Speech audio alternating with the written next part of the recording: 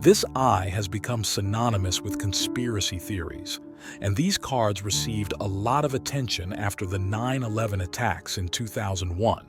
Among the hundreds of game cards, one called Terrorist Nuke and Pentagon eerily resembles the scene of the 9/11, depicting the moment airplanes hit the Twin Towers in New York and the Pentagon.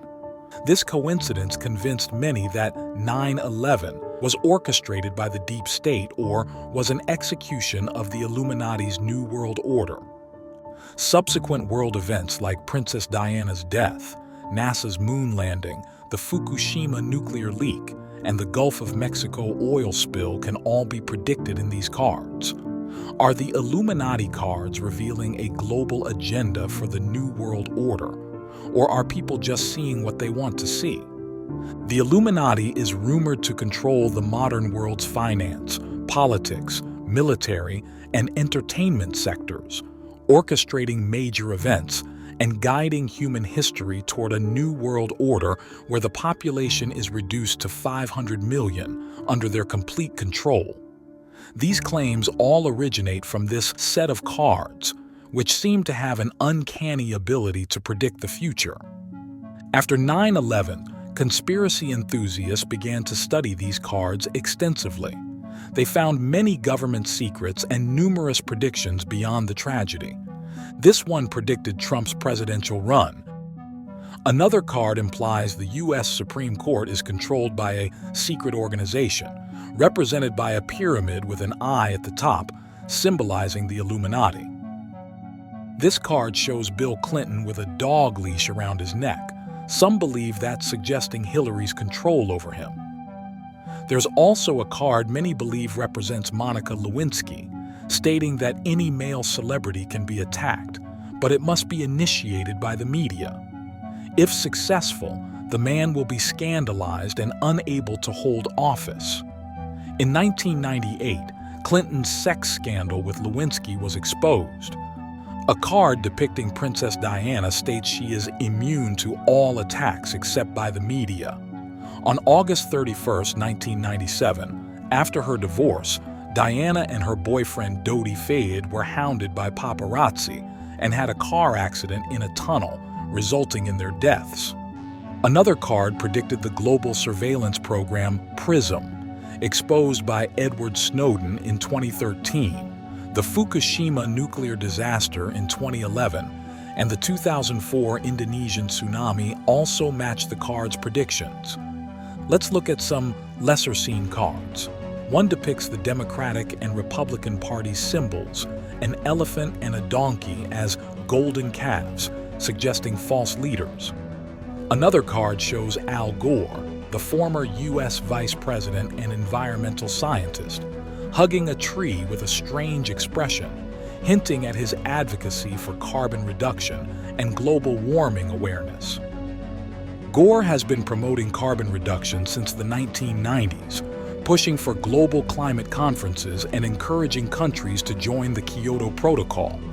In 2017, then-President Trump criticized the Paris Agreement for harming economic development and announced the U.S. would withdraw in 2020.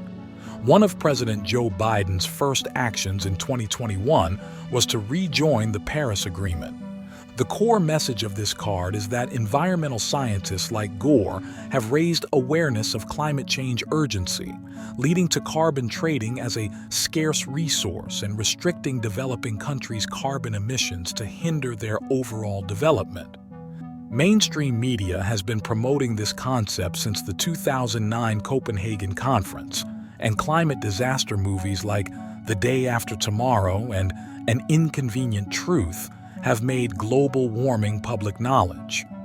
As the card's predictions keep coming true, interest grows in how the designers foresaw these events. Was it truly a prophecy, a series of coincidences, or a planned agenda outlined in the cards? Steve Jackson was said to be investigated by the CIA.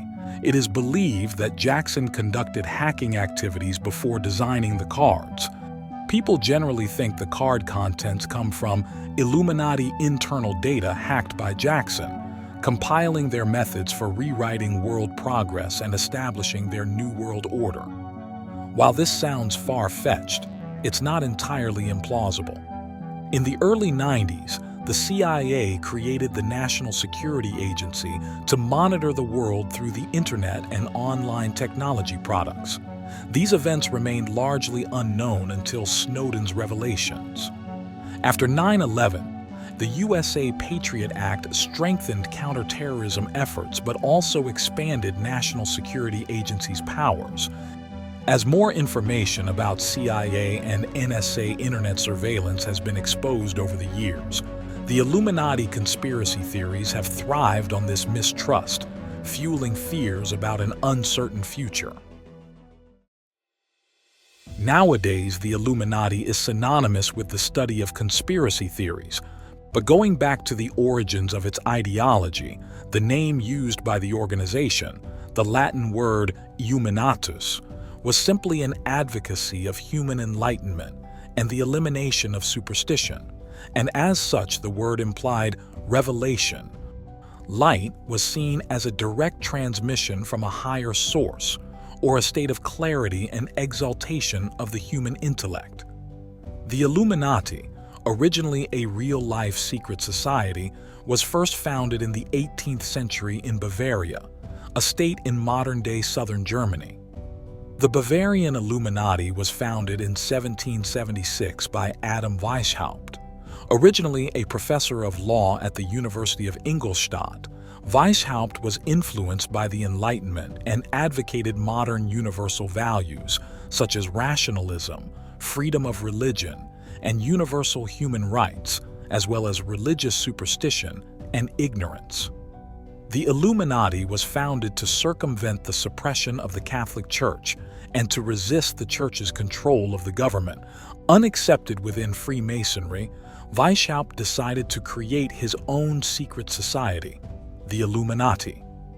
The organizational structure and philosophy of the Illuminati were partly derived from Freemasonry, which was originally a late medieval Masons' union, but later evolved into a fraternity of knowledge and ideas, with a strict hierarchical structure and complex rituals, and comprising the wealthy, the intelligentsia, and the influential. The Illuminati grew rapidly after its founding, and in 1780, Adolf Freiherr Knigge, a Freemason, joined the Illuminati to help reorganize the organization and recruit members amongst Freemasons. With Knigge's help, the Illuminati became increasingly influential. By 1784, the Illuminati had about 650 members, including many influential scholars and politicians. The Church and the authorities became aware of the threat posed by the Illuminati, and the Bavarian government began to investigate and outlaw secret societies. On the 2nd of March, 1785, the Bavarian government issued a decree banning all secret societies, and the Illuminati was outlawed, with all relevant records confiscated, and Weishaupt went into exile. The term Illuminati was almost completely removed from mainstream history after more than a century, and is generally considered to have been reintroduced to the general public in 1975 with the release of the sci-fi novel The Illuminatus, from which the card game Illuminati Cards by Steve Jackson was adapted. The Illuminati political conspiracy theory basically dates back to the 1960s and took shape in the 1990s. The treatise itself mixes in a lot of material from Freemasonry or other existing secret societies. The conspiracy theory of world domination by elites is not entirely unfounded, like the Bilderberg meeting. When Bill Clinton attended the Bilderberg Group conference in 1991, it was not clear that he would win the Democratic nomination in the presidential race the following year. Tony Blair attended this mysterious meeting in 1993, became leader of the British Labour Party in 1994 after the death of John Smith, and 3 years later, in 1997, won a general election to become Prime Minister of the United Kingdom. Is Trump's assassination attempt part of the Illuminati's script? Perhaps the theory of vested interests makes more sense. Feel free to leave your comments. If you like my video, please subscribe and share it with your friends. I see you in the next quest.